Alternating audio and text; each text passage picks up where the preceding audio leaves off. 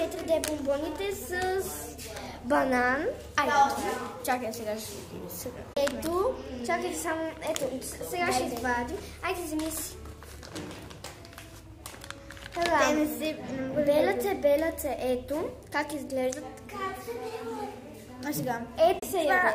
То се яде всичко, ама няма... Да, бе! Белинки. Айде. Това е супер гадно. Белката...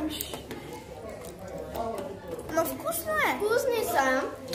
Как да препоръчваме ви? Цена 3 лева. Сега ще пробваме алое. Моето алое не мога да си го пробвам, ама... Добре, ще пробваме първо моето, после ще подпрем на моя. Вкусно. Добре, ще ми го отвориш.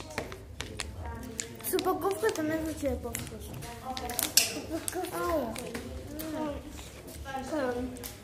После ще подпрем на моя. Вече ще почна да отварям всичко с зъби. Католина.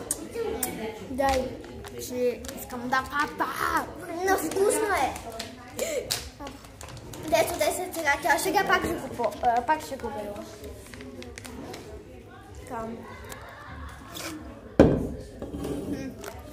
Сега и аз моето ще си пробвам. Чакайте само да го бела това. Това е същото като моето. Буквално днеска взели сме едни бомбони и е тук там нейната сестра ще яде с моята сестра, моята малката сестра си яде сама бомбони 4D. Ето ги.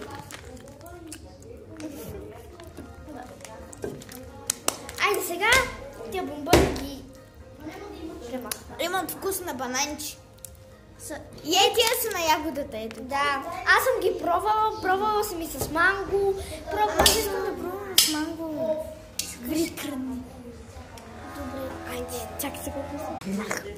Да, ето ми тя открена. Тя сега, аз съм го пробвала и това са бели. И това ли са бели? Да, бе, човек. Айде сега пак ще идва трудната част. Моето не са бели. Да, твоето е най-лесно. Не го белих, правилно.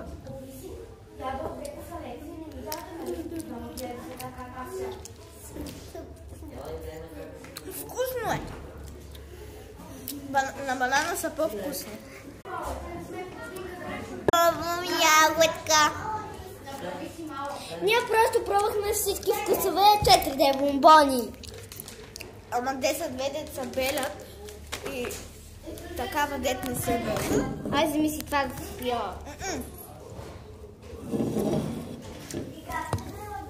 Бай.